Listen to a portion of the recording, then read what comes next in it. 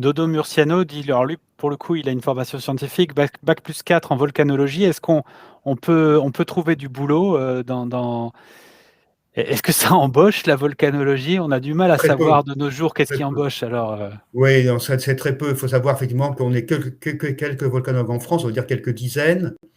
Donc, il y a un poste par an. Alors, c'est dans une université, dans le CNRS, dans les instituts de physique du globe, mais c'est pas beaucoup. Donc, c'est vrai que 4 ans de volcanologie, bac plus 4, c'est un peu short pour être embauché en volcanologie au CNRS, à l'IPG ou en université. En général, c'est plutôt au bac plus 8, bac plus 10. C'est-à-dire, en fait, on fait donc souvent 3 ans de licence, 2 ans de master, un doctorat, et souvent, ça s'appelle un postdoc dans un laboratoire étranger pour se faire un petit peu également les compétences pour améliorer nos compétences. Donc, c'est vrai que les postes sont chers quand même. dur, dit Spez, oui, ben, c'est un métier passion, donc quand on est très très mordu, ça vaut peut-être le coup d'essayer quand même, hein, comme dans tous Ah les bah bien métiers sûr, il ne faut passion. rien lâcher. Hein. Et puis, alors, ce que je veux dire aussi, c'est qu'on peut faire la volcanologie de façon un peu indirecte. C'est au lieu de faire de la volcanologie vraiment, on peut faire, par exemple, étudier des sources chaudes et faire l'hydrologie. On peut étudier des cartes satellites des volcans. Et donc, il y a plein de sciences annexes de sciences de la Terre, ou même de physique ou de chimie, de géophysique et de géochimie, qui permettent de revenir à la volcanologie, même si ce n'est pas directement la volcanologie. Il faut faire les 12 travaux d'Hercule pour être volcanologue. Mais non, vous allez y arriver. Dans le bouquin Volcanologie, hein, ton bouquin chez Duno qui vient de sortir, tu parles des 7 risques volcaniques. On ne va pas les dérouler tous les 7, mais j'aurais bien aimé qu'on dise quelques mots sur les écoulements pyroclastiques, ce qu'on appelle plus souvent, je crois, les nuées ardentes, parce que c'est un déferlement de matière qui peut atteindre des vitesses qui sont absolument phénoménales. Peut-être que tu pourrais nous donner quelques chiffres à cet égard. Oui, effectivement. Alors, ces 7 risques, enfin, c'est pas moi qui les ai inventés, hein. C'est la Commission internationale de volcanologie qu'on appelle l'IAVCEI. Donc, moi, je les ai repris, bien sûr, dans mon livre en citant, bien sûr, les auteurs. Donc, parmi les 7 risques, l'un des risques majeurs, c'est les écoulements pyroclastiques qu'on appelle également les nuées ardentes. De quoi s'agit-il? C'est un nuage brûlant de gaz qui transporte en suspension des cendres et des blocs. Et ça dévale les flancs du volcan à des vitesses entre 100 et 500 km à l'heure. Donc toute fuite est illusoire. Donc si on n'a pas évacué les gens avant, c'est 100% de morts, comme il y a eu à la montagne Pelée. Ce mélange de gaz, de cendres et de blocs est à haute température, ça peut être entre 200 et 600 degrés. Ça coule sur une sorte de, c'est un fluide qui avance en volute, hein, à grande vitesse, qui incorpore de l'air, donc il y a une sorte de semelle d'air ambiant, ça roule un peu sur un coussin d'air. Ça peut donc aller très loin et ça peut remonter à contre-pente. Et ça peut progresser sur plusieurs kilomètres, voire dizaines de kilomètres, parfois même sur la mer. Donc c'est un risque majeur. La référence, c'est la montagne Pelée 1902. D'ailleurs, on parle souvent de type péléen. Pompéi en est un exemple. Et puis actuellement, tout à l'heure, on faisait le tour de l'activité mondiale. Je n'ai pas terminé. Il y a 2 volcans actuellement en Indonésie qui font des nuées ardentes. C'est le Merapi à Java et le Sinabung à Sumatra. Ce sont 2 volcans que j'ai visités, qui sont des volcans connus pour leurs nuées ardentes. Donc il y a des gens évacués. Il y a eu des victimes. Le Merapi est un volcan connu pour ses nuées ardentes. Et le Sinabung aussi. Donc c'est des volcans très dangereux, des éruptions très dangereuses, parmi les plus redoutables. Et puis surtout, comme il n'y a aucune possibilité de s'échapper, si on ne prévoit pas avant, eh bien, c'est 100% de victimes. Donc, on n'a pas droit à l'erreur. Il faut effectivement évacuer les gens auparavant. Mezza 57 dit pas mal le dernier numéro de Science et Avenir. Alors, je sais pas si tu parles du mensuel ou de notre stream qu'on est en train de faire, mais enfin, on prend le compliment de toute façon. Il y a une expression là qui revient pas mal dans le chat, c'est celle des super volcans. Pour l'introduire, j'aimerais que Valentin nous passe une petite vidéo, un très court extrait de film. Alors, vous n'allez pas voir le lien tout de suite, mais on va éclairer ça. C'est un vieux film de 1931 qui parle d'un monstre, un monstre créé par un savant fou. Ce savant fou, il s'appelle Frankenstein. Dans le film de 1931, Frankenstein a les traits qui sont devenus éternels maintenant de l'acteur Boris Karloff, qui est maquillé pour la peine. Voilà le monstre de Frankenstein. Et alors, si on parle de Frankenstein maintenant, c'est parce que, eh ben, de façon assez étonnante, Frankenstein est un petit peu l'enfant d'un volcan. Il est l'enfant du Tambora. Parce que Frankenstein, c'est un roman à la base qui a été écrit par une jeune Anglaise qui s'appelait Mary Shelley. Et si elle a inventé le personnage de Frankenstein, c'est parce que elle passait des vacances un été sur le bord du lac Léman avec son mari et des amis, ils étaient tous écrivains. Et cet été-là, il y avait un temps qui était absolument pourri, le ciel était noir, il n'y avait pas de soleil. Donc pour passer le temps, ils ont inventé des histoires qui faisaient peur. Et parmi ces histoires, il y a eu celle de Frankenstein. Si le temps était pourri, c'est parce qu'à des millions de kilomètres de là, il y avait un volcan qui avait donné tout ce qu'il pouvait, c'était le Tambora. Oui, effectivement. Alors, le Tambora, c'est en Indonésie, c'est dans l'île de Sumbawa. Il a fait une éruption majeure en 1815. L'année sans été, nous dit Assiré. Voilà, et c'est la plus grande éruption historique connue en énergie, en volume et en nombre de victimes. Il y a eu 92 000 morts, 12 000 d'écoulements pyroclastiques et 80 000 de famine, car tout a été détruit, les végétaux et les animaux, donc l'élevage et les cultures.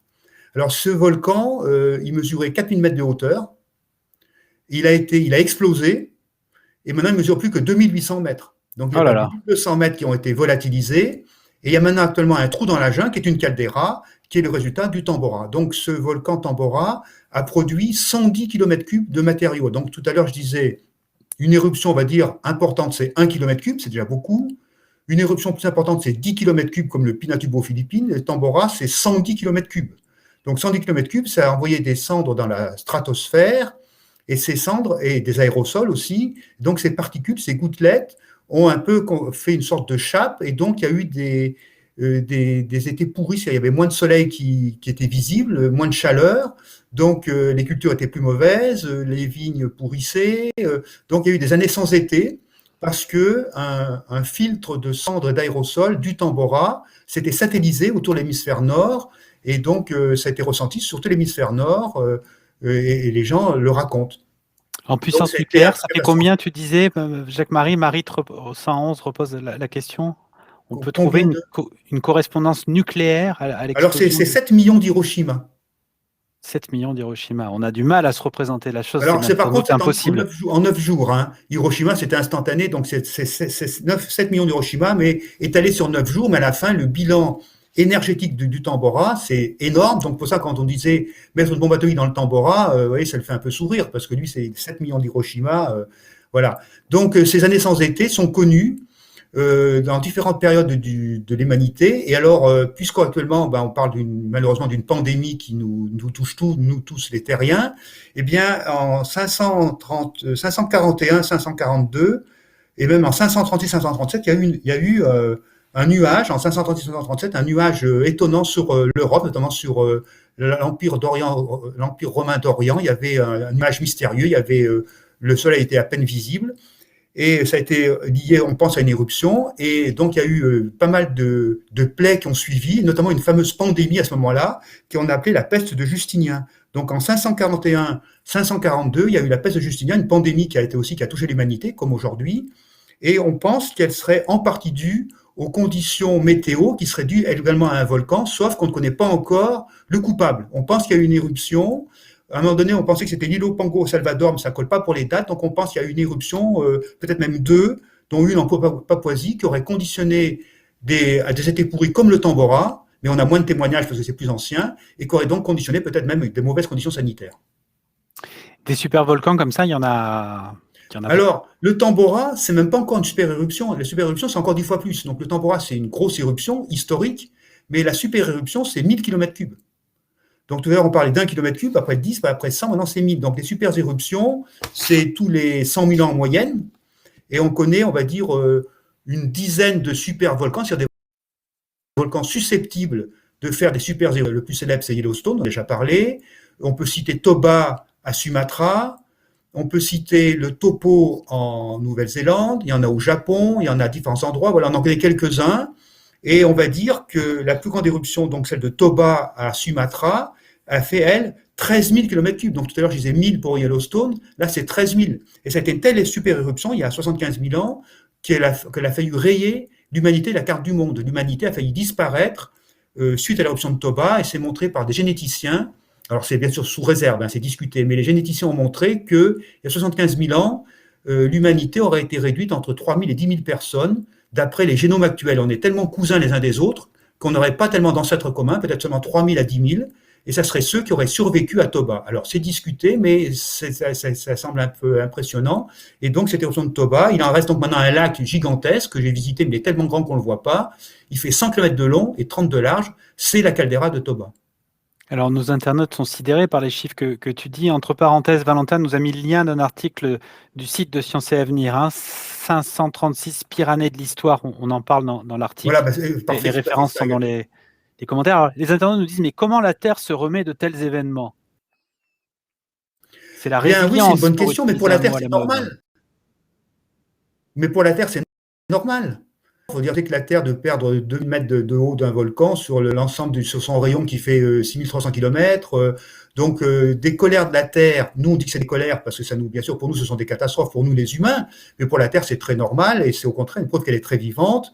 Et donc, une éruption, un séisme, c'est pour la Terre c'est tout à fait normal. Donc, c'est la Terre qui vit, la Terre qui est vivante, c'est une planète vivante, donc il n'y a pas à s'inquiéter pour elle. Pour nous, oui, mais pour elle, non. Jacques-Marie, on a dit qu'avec des éruptions cataclysmiques comme celle-là, il y avait des monceaux de matière qui étaient envoyés dans l'atmosphère et qui faisaient couvercle, qui faisaient barrière entre le Soleil et la Terre. On parle beaucoup depuis quelques années du réchauffement climatique, des gaz à effet de serre. Est-ce que les volcans jouent aussi un rôle dans ce dérèglement climatique contemporain? Alors, la réponse est oui. Maintenant, quantifier, c'est très difficile. Donc, actuellement, effectivement, les experts cherchent, discutent déjà pour quantifier l'impact humain sur le réchauffement climatique, qui existe, c'est sûr, mais quel est l'impact réel de l'humanité, on ne sait pas trop. Que font les volcans? Alors, les volcans font plusieurs choses.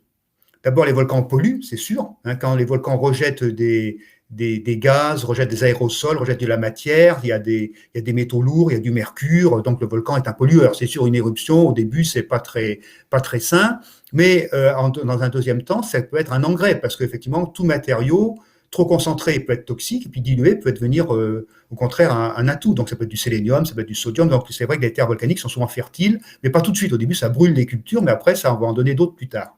Donc c'est un pollueur. On a vu que les volcans pouvaient refroidir. Donc on va dire c'est très bien, si on a un réchauffement climatique, si les volcans refroidissent, c'est parfait, ils vont jouer un rôle. Mais ils refroidissent de façon irrégulière, lors d'une éruption importante. C'est pas régulier. Nous, effectivement, on voit des chiffres réguliers, d'augmentation régulière. S'il y a une éruption d'un seul coup qui refroidit de 10 degrés, parce que c'est une catastrophe, donc c'est pas ce qu'on cherche. Hein. Donc ça, c'est également un autre aspect. Et enfin, également, les volcans libèrent des gaz à effet de serre, notamment du SO2 et du CO2, c'est en fait du dioxyde de soufre et du gaz carbonique. Alors, on pourrait dire, les humains pourraient dire, si les volcans libèrent beaucoup plus que nous, est-ce qu'il faut qu'on culpabilise pour autant, sachant que les volcans polluent bien plus que nous? Alors justement, il a fallu essayer de quantifier tout ça. Ça n'a pas été simple, c'est toujours un peu discuté, les chiffres, on commence à avoir des idées assez précises. Alors quantifier le gaz carbonique émis par les volcans, c'est très difficile. Par contre, on peut quantifier le dioxyde de soufre et faire un rapport SO2, CO2, faire un rapport dioxyde de soufre, gaz carbonique, et à ce moment-là, on peut quantifier combien les volcans rejettent de gaz carbonique. Eh bien, en fait, par an, c'est de l'ordre de 100 à 500 millions de tonnes. Alors, vous allez me dire, on ne se rend pas compte ce que ça veut dire. Ben, pour l'instant, ça serait, d'après les calculs, 100 à 300 fois moins que les humains. Voilà, donc maintenant, on a une idée assez précise. Les volcans, certes, participent au réchauffement climatique, mais 100 à 300 fois 3 fois moins que les humains. Donc, ça veut peut-être dire que tant qu'on sait moins que les volcans nous disaient, nous, on sait ce qu'on fait, on existe depuis longtemps, faites comme nous. Si on fait beaucoup plus, peut-être que les volcans nous font un signe amical en disant attention, vous dépassez la ligne jaune ou le feu rouge et vous savez plus trop ce que vous faites et vous jouez un peu les apprentis sorciers. Donc c'est vrai que pour l'instant, maintenant il apparaîtrait que nous, des humains, nous libérons beaucoup plus de gaz carbonique que les volcans.